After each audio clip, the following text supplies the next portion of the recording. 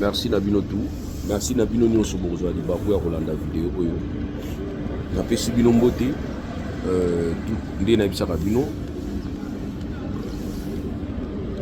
Ngande kona bino maître Douli Moutouloulou na eli susu au senge pa na bino ya ko s'abonner, mo s'abonner na kati ya compte nanga DLM Douli Moutou TV.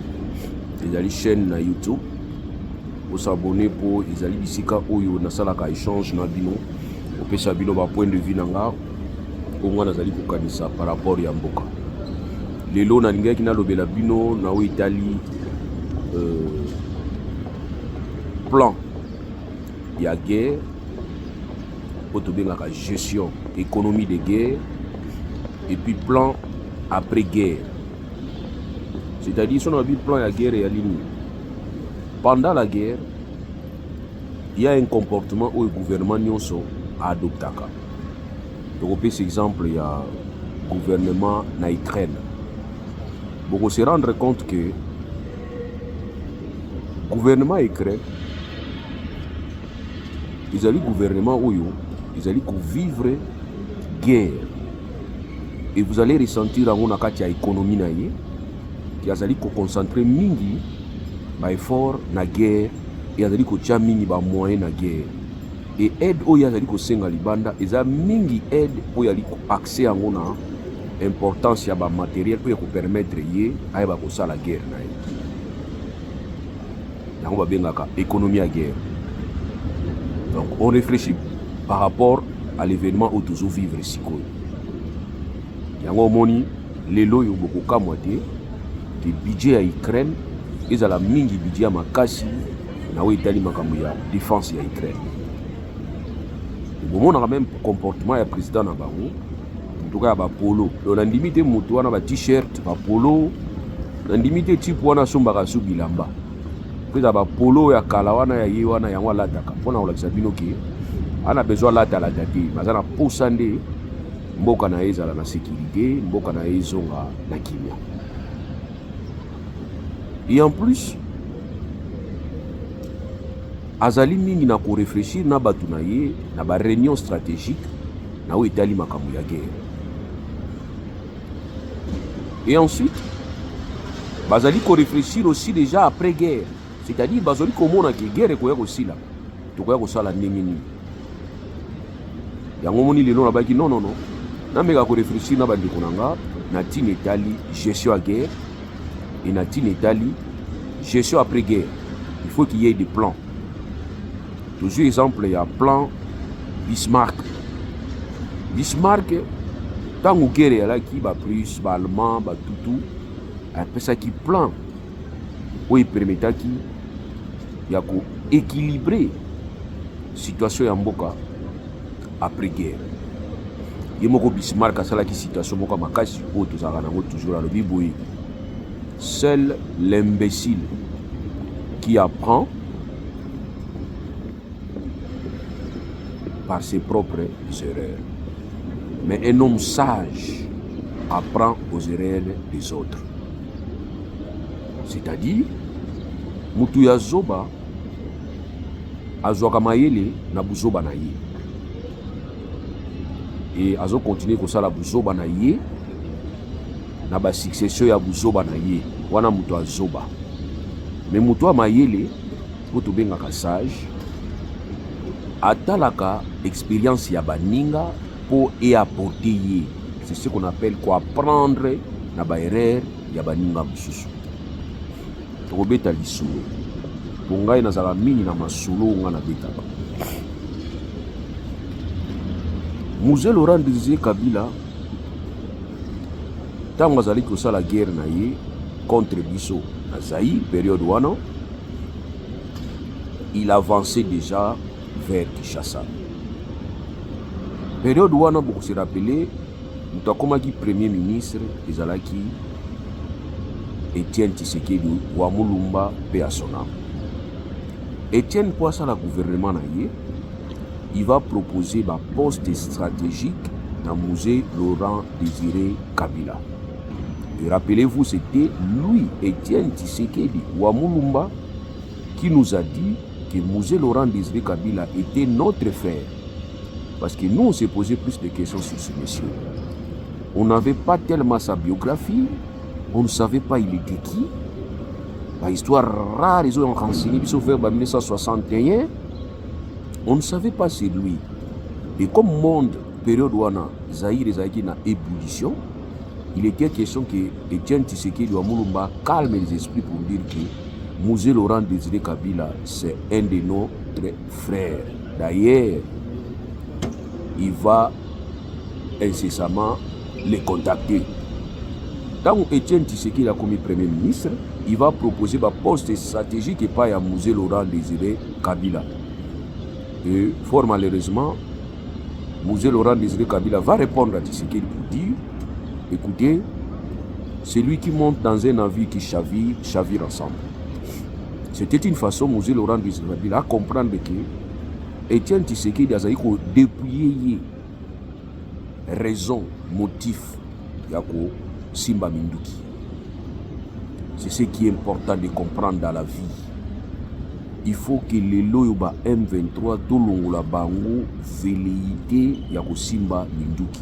Quand bien même que s'opposer contre un pouvoir, ils allaient se maintenir, ils allaient se gérer contre la Constitution, c'est un devoir tel que nous renseigne l'article 64 de la Constitution d'Abisso. Et vous allez remarquer cet article 64 et après la révolution, la guerre, il salamaki.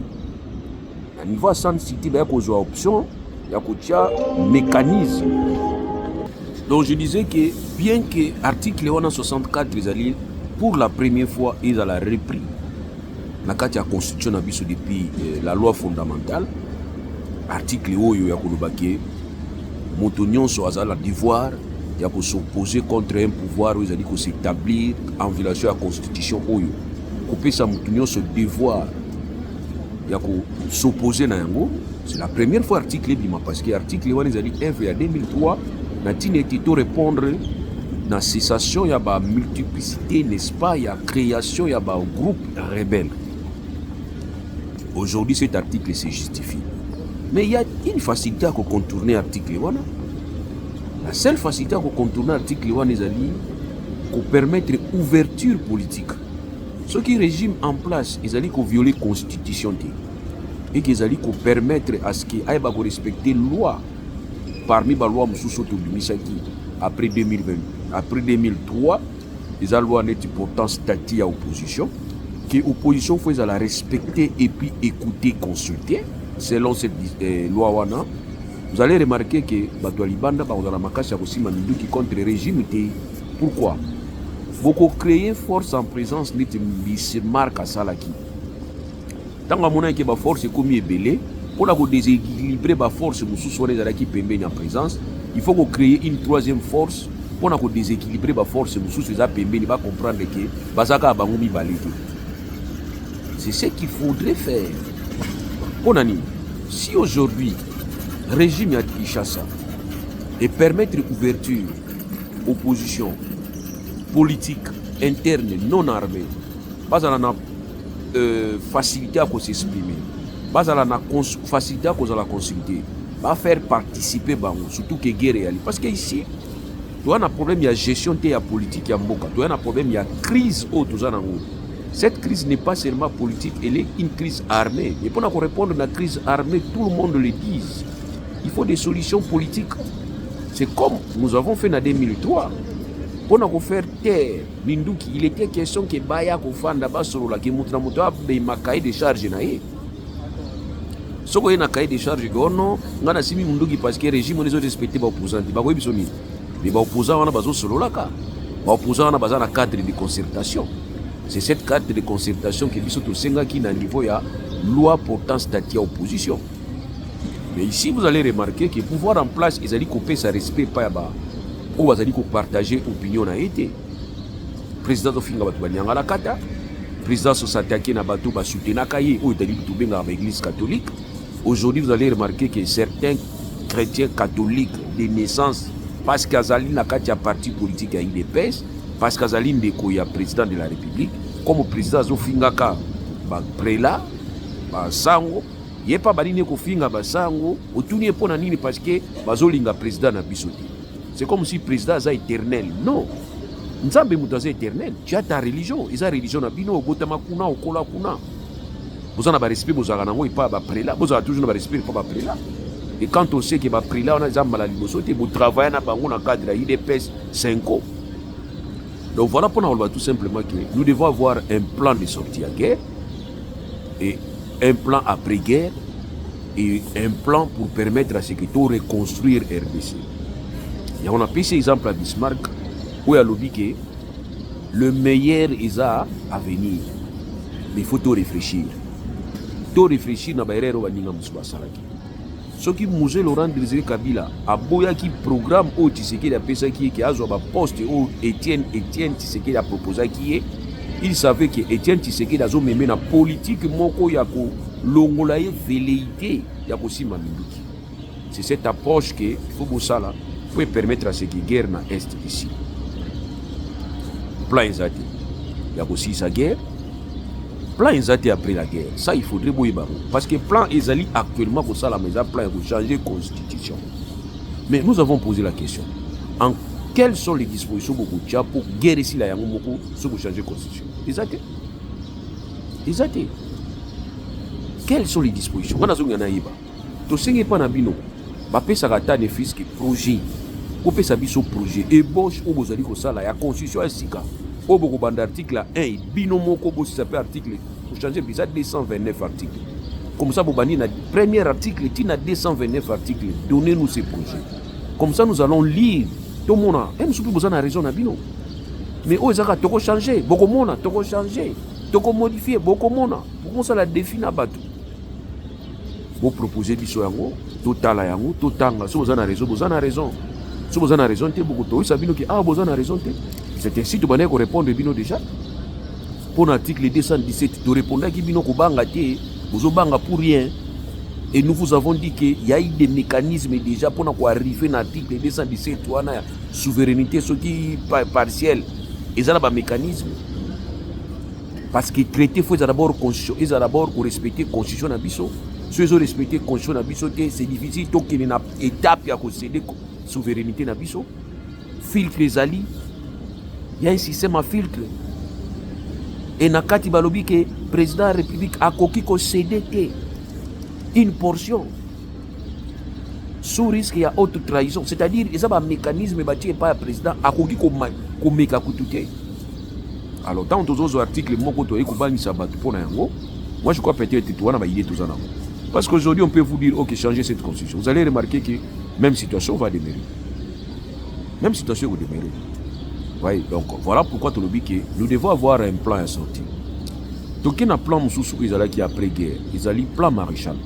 Le plan Maréchal, il y a un plan où il y a un plan économique, où il y a un Europe, aide par les États-Unis, accompagner après-guerre. Donc il faut toujours que la Société des Nations, il y a après-guerre. Mais tant qu'ils y a après-guerre, il y avait la guerre. C'est les militaires Bazagobunda. Par contre, les intellectuels réfléchissaient. Natini était toyeba nini tokosala après-guerre. Mais na RDC, tous allez réfléchir nini tokosala après-guerre, mais plutôt tous allez réfléchir nini tokosala poto tika na pouvoir après-guerre. Ça c'est une erreur. Mais il faut réfléchir. Qu'est-ce que nous devons faire après la guerre? Nini faut tout ça là après-guerre. Tous réfléchir. Tous attendre réfléchir. Nous nous sommes disposés, ou bien que nous sommes inutilement menacés, bien que nous sommes inutilement écartés, vous nous écartez pour rien, vous ne comprenez pas, c'est-à-dire vous comprenez de l'issoté. Vous préjugés, vous taxez bino, vous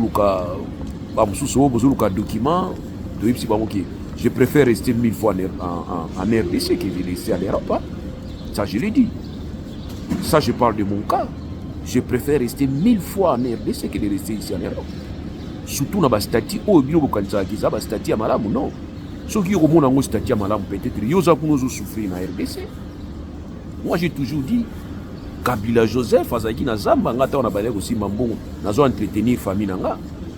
Il était au village, c'est son Azaki na Zamba na Tata na Bango. C'était avant 1997. Moi j'ai commencé à gagner ma vie en 1991 en tant qu'étudiant. Ba masananga to tanga na bango na ba Onel, ba Machakado, na Sayoa na ba Yebi na ba IEC, ba masananga baza ba Yebi. Moi ma vie c'est depuis 1991 que j'ai commencé à garder une femme à la maison avec un enfant. J'ai un enfant qui va atteindre 30 ans d'ici là. Donc pour dire tout simplement que ce n'est pas ce que vous croyez, c'est ce qui nous arrive aujourd'hui, c'est ce que nous voulons aujourd'hui. Non, non. Je préfère rester 1000 fois en RDC.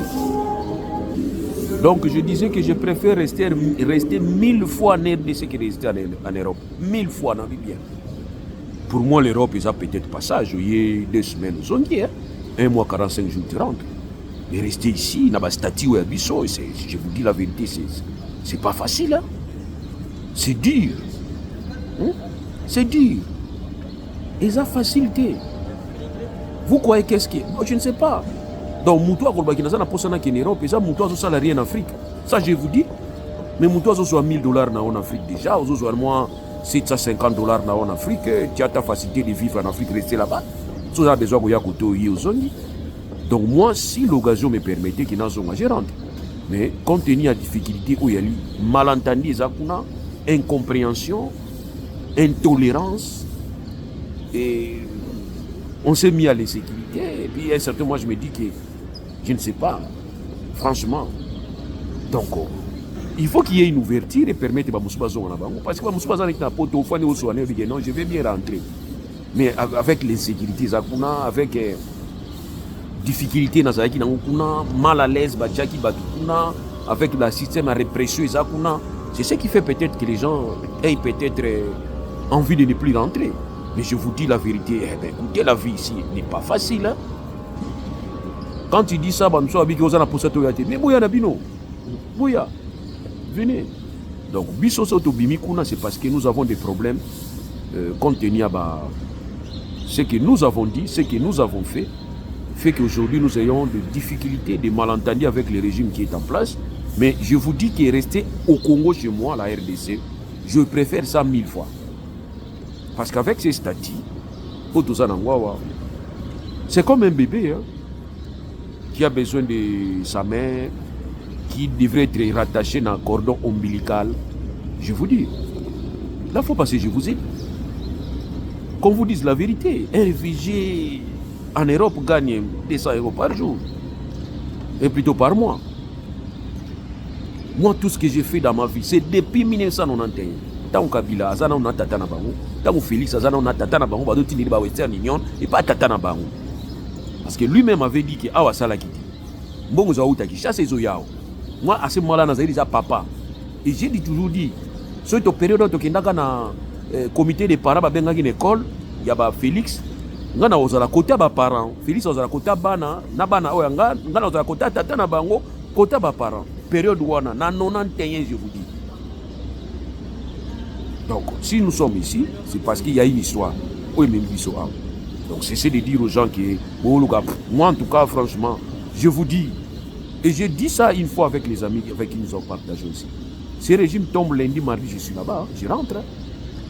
Eh bien oui, je rentre. Donc voilà pourquoi nous disons que toi, on a besoin de contribuer dans beaucoup d'analyses. Nous sommes des gens qui pensent, tous les leaders d'opinion, tous les analystes politiques. Eh bien, nous ne sommes pas vos ennemis. Tous les gens qui ont conseil, la RDC, ils ont faut construire, reconstruire. Dans ma canisse. Les intellectuels ou dans un régime, vous allez distraiter. Dans le bien que seul un imbécile qui apprend de ses propres erreurs. Mais un homme sage apprend aux erreurs des autres.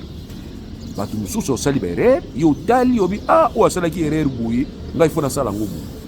c'est un homme sage. Et Ali Makambo il a qui baninga mususubu. Toye banini to kusala pour trouver solution. Voilà ce que moi je peux vous dire. Donc nous avons besoin de reconstruire le Congo. Moi en tout cas, le seul pays au monde où on a à l'étranger, c'est la RDC. Ils ont RDC. On a besoin de couper ça ma Donc tout ça, on a pour ça, tout ça, on a un bon canabis, tout ça, on a kimia. toloba nde tolobaka toujours epa Kabila mpe tozaka kolobaka contre Kabila mpe tozaka kolobaka mais jamais tozalaki mélancé lokola bino bozo mélancé bato lelo Kabila qui ne sait pas que tozaka biso c'est presque chaque jour j'ai passé à la télévision lundi mardi mercredi jeudi vendredi samedi dimanche j'ai passé à la télévision c'est chaque jour tozo critiquer Kabila tozo lobela o tozaka kolobelaka ye mais la seule différence c'est ali ki bato Kabila batu ya Kabila. Je ne parle pas des services, parce qu'il y avait des services à ANER, services à DEMIAP, tous ces services qui travaillent aujourd'hui, bah, même personnel, même bah, commandant, kaka bango, parce que là, tango Kabila, mais la spécificité tout ça dans le lelo batu ya Tshisekedi, bah comme mettre batu mal à l'aise na intolérance. C'est ça la différence. La fois passée, je vous ai dit, je passe à la télévision pour critiquer Kabila, na critiquer ye. Tozana mutu ya PPRD. Na nguruti ye na télévision, na lobé lié, na attaqué Kabila, na lobby nyonso na koyiko loba. Émission ici, comme on a na voiture, il y a na voiture ke. Oui, ça dit qu'on a notre kamwa, bango ba pouvoir ba na voiture ke. Faut na côté na mutu ko na ngana yo tika yi. Master tika nga tina permanence. Na ko tika master na yena tina permanence ya PPRD, où ils allaient dans 7e rue dans coin. Est-ce que vous comprenez? Nati qui est na permanence na bango na 7e rue dans coin ya PPRD. Na temisi mutukawa na kiti. Ye pa fongoli akiti to sololi muke. Batu na bango ba ye pembeni wana. Ah maître to landi bino. Ah maître nguruti biso makasi bodeli maître. Maître yo sala ka biso bodeli. Wana batu ya PPRD. Obino za obenga zo ba beret rouge. Rabia wobo mamboka na koti na mutu kana démarrer na ki lelo mega osala ngo kende osala ngo na saba nziti wana oza mutu ya parti mususu oleki na télévision na mutu ya IDPS allez ozui mutu ya IDPS kende kotika ye na 10e rue na saba nziti soko koleka neti soki oko se retrouver lokolo bundi na Lionté. Voilà, c'est ce que vous devrez éviter. C'est ce qui fait que lelo bazo côté bino bien té. Bazo côté bino mabé à cause de ça. Intolérance. Aujourd'hui, beaucoup mina triomphalisme moko boye aveugle, beaucoup mina fanatisme moko boye extra. Aujourd'hui, vous commencez à exécuter les gens. Moi aussi, ça va couler. Par contre, le président va vous dire que le système Yakayani Makasese, Yazo Sepanango, échanger Badjen, Yé Moutou président Loudia. Bino Boleki na télévision, condamné à mort, Babo Mabango. Aujourd'hui, Amnesty Sabinoni. Chef de l'État, il faut Oloba. Balobité Golba n'a signe, mais Loba clairement. Loba qui osa contre Yango Babo Mabatute. Voilà. Mais bon, non. Oh. Bino Baboulou topé ça pour la Koulou Bolanda. Tant que le peuple faut se prendre en charge. Comment Koulou n'a pas fois qu'il y a 100 personnes? Donc on va comprendre la télé. Quand je vous dis ici na télévision que Mboni Koulou n'a mis balé, parce que na machette moko, bah qu'il y a 100 personnes. Donc on va comprendre la télé. Koulou n'a pas mis balé. Ma petit moko à 12 ans, mi balé, basi mi machette moko, tu ko biso ba yaya, ya ba plus de 50 ans, to fandi toza 50. Koulou na totali bango de bazo ya to panzani biso na 50. Wanezani, ba sabinoni. Donc quand on vous dit prenez-vous en charge, il faut aussi vous prendre en charge. Donc pour dire qu'il y a des réactions au biso to salaka, et qui a bino makasi. Mais biso to salaka on a nemo ko poser, siko lelo amnistie ya biso binoni international. Botika makambo wana. Ya kobomaka batu pona dro ya banditisme. Bo pesa bango sanction mususu. Ya kobomaka batu exécutaka batu ezalaka te. Tous ces années. Ils ont tia kilo na kati ya régime nabino. Ils ont taché régime nabino. Biso lobby pour la gestion kuluna que le peuple se prenne en charge. C'est un message. Un message vraiment codé muta comprendre en wazate. Mais bino lobby so kangi kuluna bo sambisa rapidement condamnation bo l'exaye bo bomaye. Qui du mieux nana kubima voyou. Voilà. Donc aujourd'hui, le pays mingi monde le pays moins démocratique, le Kigali, le Rwanda, le pays le Zimbabwe bazali ko abolir peine de mort. Un pays moins démocratique. Bino kombo sirno République démocratique sirno. Vous allez comme ça la apologie à Koboma Bato. Pour ani parce que bazaba kuluna. Nous on les défend pas. O azama ila ko comprendre ni kamalo. Pona kaba kuluna to lembi bino ba kuluna to baye bino. To sengi na population va se prendre en charge. Point. O ya ko comprendre so ko tuninga na kuzu na expliquer ngolo bani. Merci beaucoup. Tous en a plan ya guerre. Guerre aussi là. Là on guerre aussi là to sala nini. Ya on des photos bana ko réfléchir. Bato ba ko réfléchir là on ça intellectuel. Allez, au revoir.